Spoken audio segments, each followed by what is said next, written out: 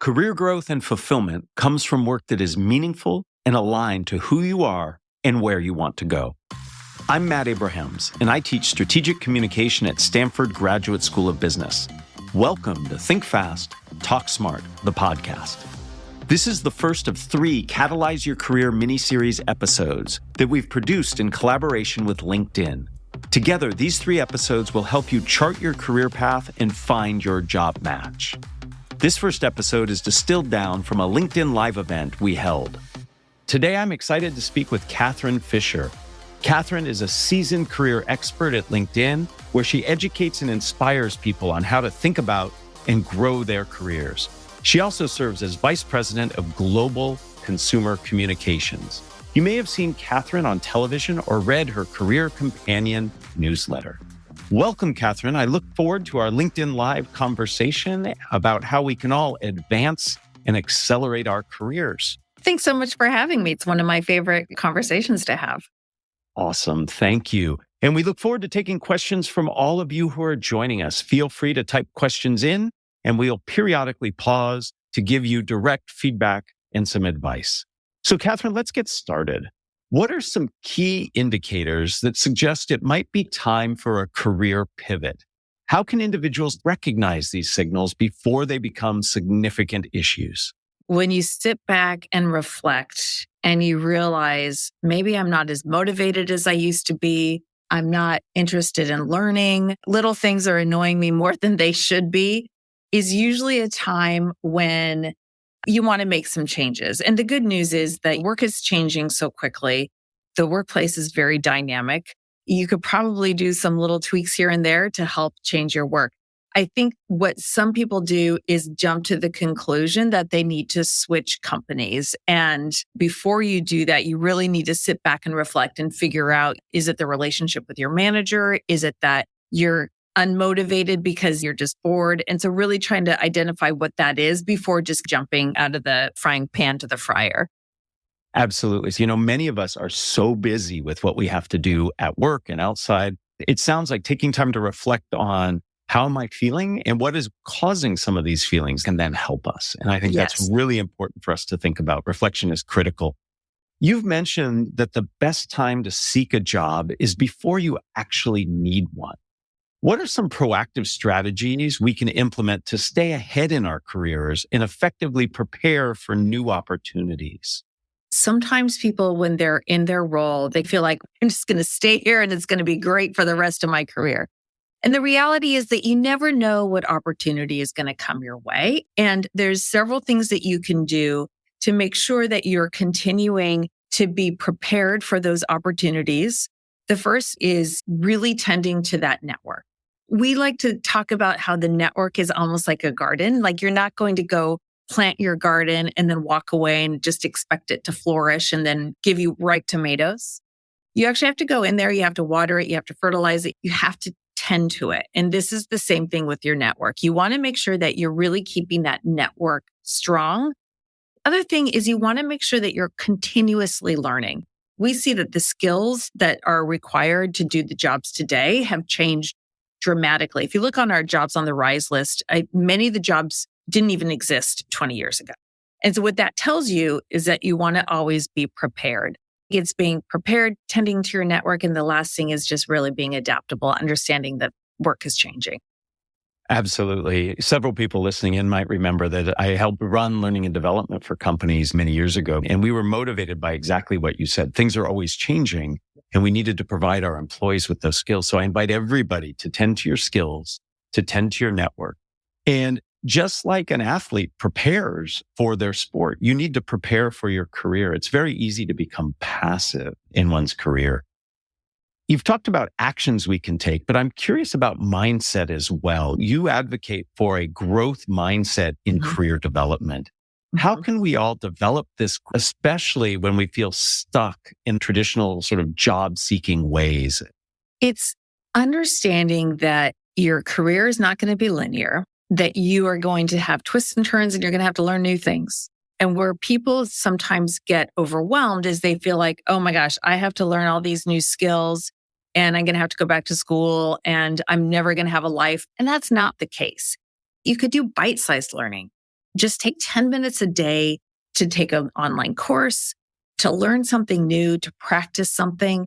So I talk a lot about how I first started getting comfortable with AI.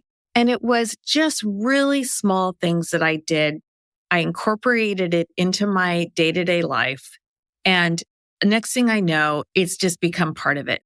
This notion of a growth mindset comes from Carol Dweck, who teaches at Stanford, where I teach, and it's really powerful in so many aspects of our lives. I really like how you're applying that idea to our careers and having the ability to change and to grow and not being stuck in who we are and how things are. And I like your idea of bite-sized learning. There are LinkedIn courses. I've taught one. I've participated in many and learned lots of great things. Taking a few moments to listen to Think Fast, Talk Smart, 20-minute episodes can help with communication. Lots of things that people can do.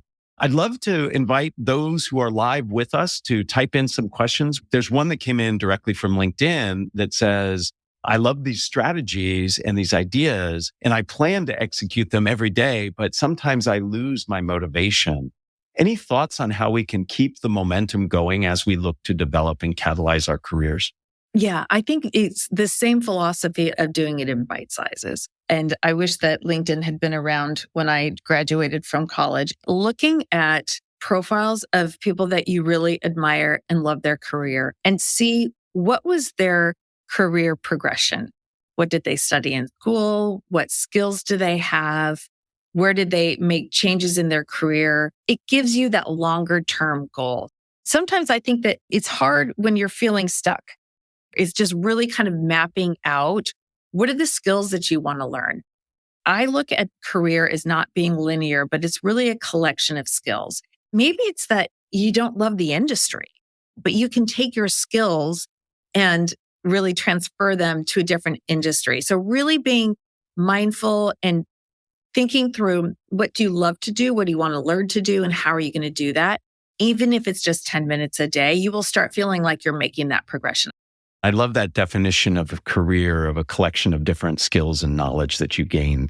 We've done a couple episodes where we talk about this very issue around motivation and how to fit things in. Episodes with Katie Milkman and Suchi Huang really talk about things we can do to incent ourselves to move forward. In one of the classes I teach, our students actually go out and look at LinkedIn and find people who have careers and jobs that they're interested in and actually look at how they got there. And the students come back with two major learnings. One, it's not a linear path, as you said. People do a lot of things to get to the jobs that they end up in. And two, that just by reaching out, people are so kind and willing to talk about what they've done and do informational interviews. I'd like to come back to some of the questions I have, and then we'll take more questions that have come in. And thank you for those of you who've typed some questions in. What creative practices can individuals engage in to help them envision their potential future career paths? And how might these insights shape their current job search or professional development efforts? You've already touched on using LinkedIn as a tool to see how others got where they are, but I'm curious if you have other suggestions. So another thing you can do is look at the job descriptions that are of interest to you. And you can see if you're a job match or not. And then on LinkedIn, it'll show you what qualifications you have for it and what qualifications you don't. So looking for a job that you know may be way out of reach, go to the job description, see what the skills that they're listing, and then plot out a plan to acquire those skills, whether it's through online courses, through your job, other means of doing it. And I think it's that planning and having that longer term goal. Now, I will be honest with you. I've never had the 10-year career goal. I've not even had a 5-year career goal, but I knew just intuitively what I enjoyed. And I would always ask to be given opportunities to learn. So just making that little plan for yourself. And I loved what you said about listening to podcasts. Like on my way into work, I was listening to a podcast. So learning those skills and just absorbing information doesn't mean that you're just in a classroom. It is through the content that you see. It's the podcasts that you're listening to. It's like this surround sound of opportunities for you to learn. This notion that there are lots of ways that we can learn around us, observing others, going to meetups, talking to people, Yes. and just taking the time. And it becomes rewarding, just the effort itself. This idea of thinking about the job description and using it as a tool for learning, that's a nugget of gold for me that I had never thought of. I'm going to certainly include that in some of the things I teach. I love this idea that the job description not only informs how you apply for the job, but it actually can inform how you develop some aspects of your career and what you learn. I know so many of my students and even friends who are intimidated by the job description. And I think flipping it and saying, hey, this is a tool to help you grow your career is wonderful. I'm going to read this question verbatim. It comes from Akshay, and Akshay says, given how quickly the skills landscape is evolving, how does one differentiate between learning those skills which one truly is interested in versus ones which are just current talk of the town? How do you differentiate and where do you place your bet in terms of learning? Great question. I think it comes down to what gives you energy and what zaps your energy. If you're learning a skill because you feel like you have to or you should, if it doesn't truly interest you, it's going to be hard. If there is something that is a barrier of entry in terms of getting a job, if you want to progress in this area, then you're just going to have to get these kind of basic skills. But some of what we find is actually those people skills, the human skills, those are highly in demand from hiring managers. So don't think that it's just hard skills that you have to learn. It can also be those more people skills like communication and leadership. Think about your skill set as being well-rounded. It's not just go learn AI. It is learn how to lead a team as they're changing the way they do work as a result of AI. You want to look at it more holistically than just line by line of different skills. So many great points there. So one is we have to be realistic, right? Work is work. If we can be passionate about parts of it. I love my teaching. I love my podcasting. Grading is a valuable part of what I do, but I don't always love it. So really putting it into perspective, I think is important as well. And I really liked what you said about it's not just the skills itself, but think about how those skills get deployed. So as you begin to think of your learning plans, AI is all the rage. People are learning about AI, learning about these LLMs, but also think about how do you deploy it? How do you actually work with a team that's now using it? And those skills are really valuable. I want to take another question that came in, and this one's from Bashir, and it's really about our personal brand. And Bashir, know that coming up as part of this mini series on catalyzing your career, we'll be talking to Dory Clark, who is an expert in personal brand, and she'll be able to talk even more about this notion. But let me ask you, Catherine, how do we identify and leverage our unique strengths and talents to create a distinct personal brand as we go about pivoting or trying to advance our career? Another great question. What has worked for me is understanding how I want to be perceived. And sometimes that is based on experiences that I've had where it didn't feel good. You can't just say, I want to be known as a really empathetic leader, and then just think that it's going to happen. It is that consistency over time and really making sure that you're also not just getting stuck in what you thought would be your personal brand. Maybe it shifts. When I look at my career, I've been at LinkedIn for 12 years. I've had many different jobs, but there's always been that kind of core strength, which is communications, and then it splinters out in terms of how I deploy that. So I think understanding what that kind of core is that you want to be and consistency over time with some flexibility. It comes back to what you started with, this notion of reflection. We have to reflect on what's important to us, how do we want to be known, and then act in ways that are consistent. I would add one more element, and that is this notion of thinking about how we communicate that, not just through what we say, but what we do, where we go, where we don't go. It comes down to that reflection of what are my strengths? What are the things that interest me? And then maybe think about what are the things that differentiate me from others and what roles can I serve? I love this question coming from Shan, because it uses this idea that I really like. And the question is, what's your advice on job crafting? How to do something more that you love? You're in a job. What can we do to actually craft it to be more what we like? Or perhaps as we look for jobs, craft those jobs to our liking. You have to ask for what you want. That is a piece of advice I give all the time. Your manager is not there to manage your career. Your manager is there to manage the work that gets done. If you want to craft your career, you're going to have to know what it is that you want to be asking for and being comfortable asking it, which I know can be hard. When you ask for it, you want to be able to say, I would like to take on this project. I'd like to take on this role. Here's why I think that this is important for the company and the job. And if you take one thing away from this is to ask for what you want and also be prepared for someone to say no. When I look at the roles that I've had over the last 12 years, I would say probably 70% of them was because I asked for it. And sometimes I asked and was told no. And then a couple years later, I got what I had asked for. It's uncomfortable, but if you go in there knowing that 50-50 that'll happen, at least then your manager will know also, hey, I remember you said you were interested in this and I couldn't make it happen last year, but now this opportunity has come up. So it won't be immediate gratification, but it's managing your career. Right. So crafting a career is first really reflecting and knowing what it is you're interested in, thinking about ways of positioning it, and then focusing on the communication and having that resilience and tenacity to come back if it's not granted or not exactly what you wanted.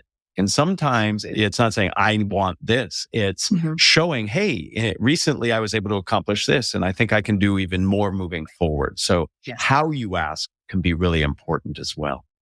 So before we end, I'm asking all of the guests for this Career Catalyst miniseries the same 2 questions. Are you up for that? Of course. Excellent. So question number 1, what is the best career advice you ever received and why? I would say it was a long time ago and my kids were really young and I was really struggling. My kids are 18 months apart. And I remember talking to a woman and she was kind of encouraging me to take on more. And I was like, I can't take on any more. It's just too much. And her advice to me was that as you get more senior, you can control your schedule and when you're available and when you're not. The reason why it was important is because how you're feeling today doesn't mean that it's the rest of your life and it's not the rest of your career, and that your career is going to evolve and you can shape it in ways that will meet what you need. And at that moment in my life, what I needed was honestly just to do my job and try to manage. But it just opened up that I'm not in the same space in my life for the rest of my life. I hope that makes sense.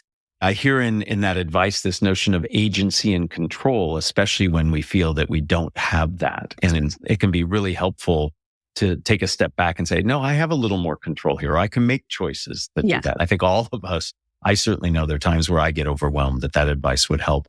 All right, final question.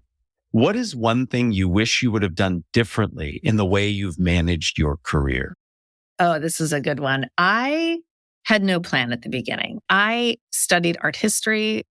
I graduated from college and was like, I don't know what you do with an art history degree. I was a bank teller. I was all over the place. I got lots of good skills and skills are transferable. I wish I had just talked to people. I did not ask for one piece of advice, and I wish I had.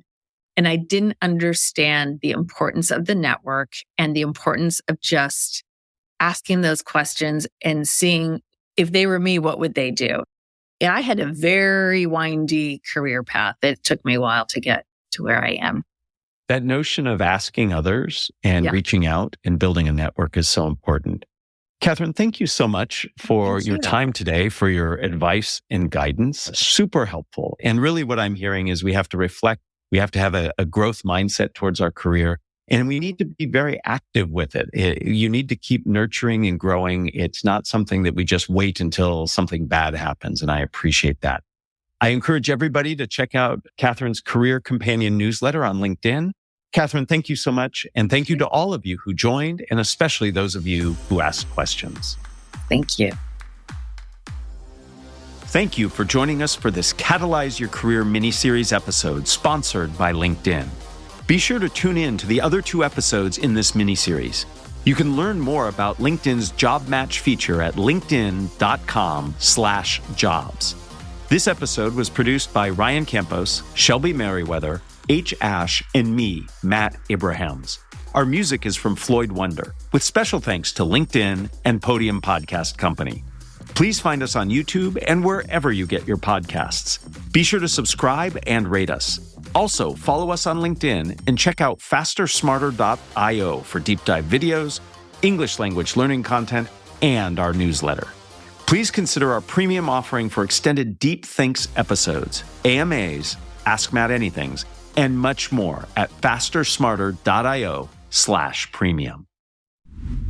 I'm excited to share that our February newsletter is out now. It includes insights into how to engage your audience, especially when they might be distracted, and advice on how to be better at small talk. Sign up to receive our free monthly newsletters at fastersmarter.io. Also, you can take advantage of more content and community, deeper insights, and direct interaction with me through AMAs, Ask Matt Anythings, by becoming a premium member. Go to fastersmarter.io/premium to join. We'd like to give a big shout out and thank you to our premium ambassador members: Allison T., Tao L., Ty K., Willis T., Kara W., Mario D., Sanjay D., and Elwina S.